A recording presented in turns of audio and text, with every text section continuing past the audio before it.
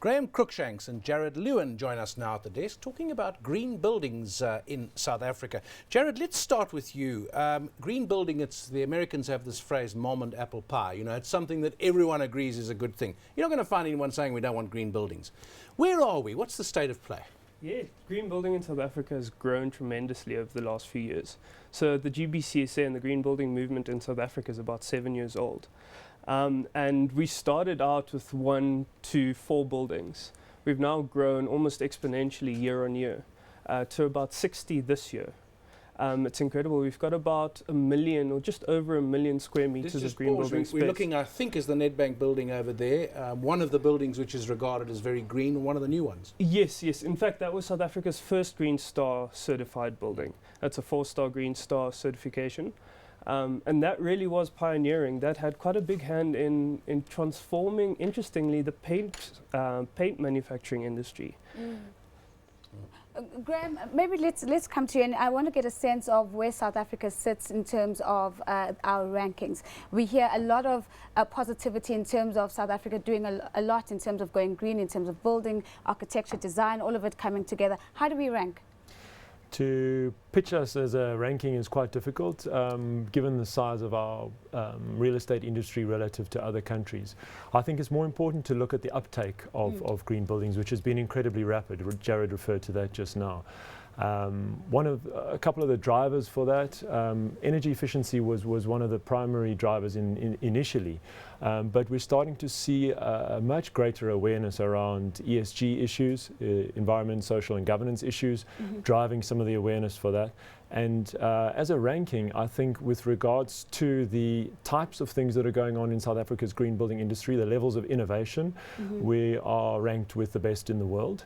With regards to sheer numbers, we have some catching up to do. The majority of our built environment was constructed for a different era, a different type of resource consumption, and that is transforming rapidly. I know that you want to quickly jump in, but before you do, Grahame, I just want to go back to a point that you've made. You've said that the uptake has been quite rapid. Yeah. Why has that been the case? Is it because we've had a regulatory environment that's been really conducive, that has put in the right incentives to get this green movement going, or are there other underlying factors?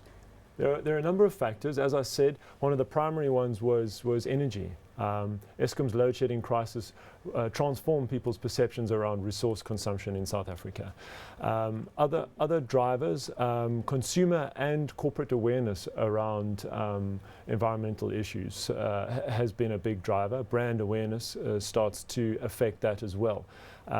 Regulatory environments in South Africa have been reactionary rather than leading with regards to the actual regulations. There are some new energy efficiency regulations for the built environment.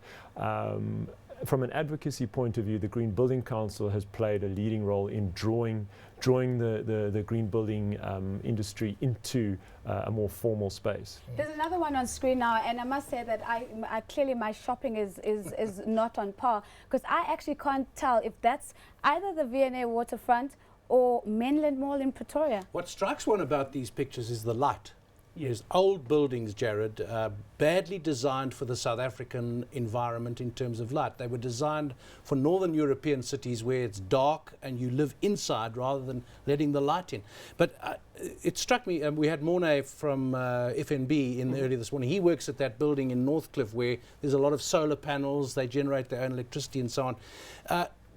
But it's all very well having buildings. Why do buildings leave their lights on all night if energy is an issue? I mean, surely there's some thinking that has to change, not just the buildings. Absolutely, and in fact, that was a discussion Grahame and I were just having. It often comes down to behavioral change. So our structures in our buildings are doing really good things. They're designed to do great things and be really efficient. But the people in them just aren't towing the line. They're not green. Absolutely. Yeah, and people are resistant to change, and this is something that we work on constantly. But why haven't the big corporates told their guys to switch off the lights at night, including Eskom, by the way, Grahame? So there are a number of issues there. The behavioural change is one.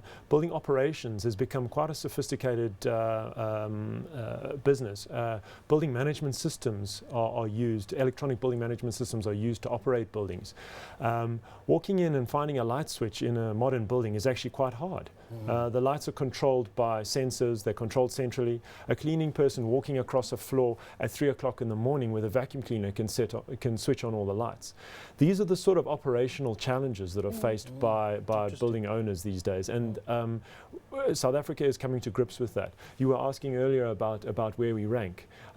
We're having to up our game in facilities management as well as in building construction and design. So these are quite difficult. And I think you touched on an important point, and I want to throw it back to you, Jarrod. Sure. And this is about the secondary industries. I mean, you would almost now expect transformation in the input industries as well, because they would have to toe the line in terms of the criteria and the criteria and the standardization that is required to meet these standards. Absolutely, and we're seeing big shifts in a couple of chief industries. So in timber, there's a very important discussion happening around responsible timber farming. The steel industries needing to change the way they operate and have been operating for years and years, as have the oil industries. Suddenly they're starting to take quite a big awareness and position on green building and sustainability principles. Becomes a tangible demonstration of what they're building or what their corporate agenda is about. Pack? I mean, I would assume here that the architects are setting the pace, because if they're designing green buildings from paper, that's likely going to be setting the pace of whether we're going green or not. Can I respond to that? Yeah. Building product manufacturers are faced with the same challenge as the professionals are, a complete shift in the way that they operate and supply services and products. So what has to happen is that the building product suppliers need to come to terms with the certification of their products for legitimate green credentials that they can then use to supply into the green building industry. Some have reacted quickly, as Jarrod's already alluded to, and others have been slower to follow. But they will over time change their products to suit the market, and we're actually quite interested in assisting with driving that.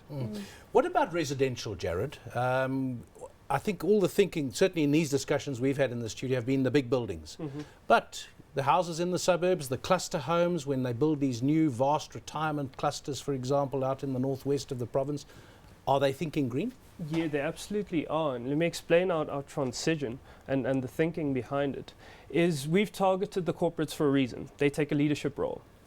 But similarly, or what happens as a dual function is all the people occupying these big corporate buildings go home and have a residential setting. So residential, I can't say too much. What I can say is it's on our radar. It's a market that we see complementary to the commercial sector, absolutely, and there's certainly big gains and big impacts to be made. Grahame, in your world, I mean, guys like you from EY, this is what you do there. What are the things that you spend your day advising people? What are the things that you're identifying that are the issues for the clients? We try and align ourselves with the entire vertical structure of an organization. So what is the organization's business strategy, and how is that aligned with their sustainability strategy? And then from the bottom up, what are they doing about making sure that the light fittings and the air conditioning plants that they've got in their buildings are actually making a valuable contribution to their bigger picture strategy? So that's what our day-to-day job is that sort of alignment.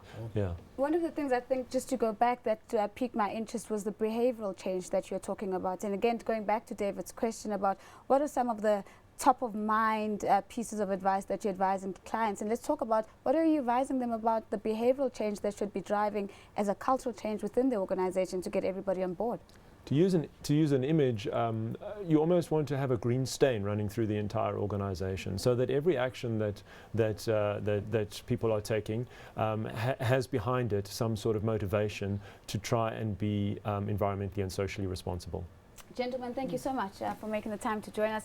That was Grahame, Cruickshanks, Manager for Climate Change and Sustainability Services for Green Buildings at EY, and Jarrod Lewin, Business Development Manager at the Green Building Council of South Africa.